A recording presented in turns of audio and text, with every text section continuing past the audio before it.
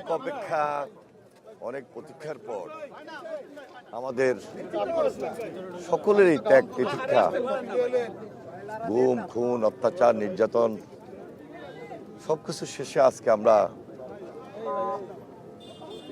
শপথ নিয়েছি, দায়িত্বভার গ্রহণ করেছি। আমার বিশ্বাস যে আমরা এই কঠিন দায়িত্বটুকু জনাব তারেক রহমানের নেতৃত্বে সুন্দরভাবে পরিচালনা যেটা করার দরকার সেটা আমরা দেওয়ার চেষ্টা করব। এবং আমার উপর অর্পিত যে দায়িত্ব, যে আমানত বা আমাদের উপর সব কিছু যেন সুন্দরভাবে করতে পারি, আমানতটা রক্ষা করতে পারি, শ্রদ্ধা সম্মান সমীর জায়গা থেকে। এটা জনগণের প্রত্যাশা, অনেক কঠিন দায়িত্ব, গুরুত্বপূর্ণ দায়িত্ব। এই দায়িত্বটুকু যেন আমরা মনের মতো করে একটা দেশপ্রেমিক সরকার যেভাবে করার দরকার, সব কিছুর ঊর্ধ্বে একটা দুর্নীতিমুক্ত প্রশাসন, দুর্নীতিমুক্ত অবস্থান থেকে এই কথাটা বলছি।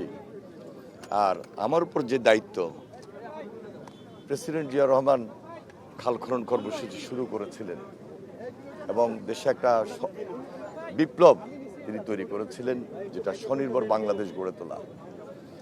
ইনশাল্লাহ আগামী দিনে জনাব তারেক রহমানের নেতৃত্বে খাল খনন কর্মসূচির মাধ্যমেই আমরা যেন নতুন সে আন্দোলন গড়ে তুলতে পারি, নতুনভাবে বাংলাদেশটাকে বিনির্মাণ করতে পারি। সে কাজটা আমাকে খুব কঠিনভাবে দায়িত্ব সহকারে করতে হবে, এটা আমি বিশ্বাস করি। এবং সবার জন্য, দেশের জন্য আমরা সেই দায়িত্বটুকু পালন করব। আপনারা সবাই ভালো থাকবেন। আমাদের প্রতিমন্ত্রী ফরাদ হোসেন আজাদ, আমার ছোট ভাই সেও আছেন। সবাই মিলে আমরা লড়বো, করবো একসঙ্গে।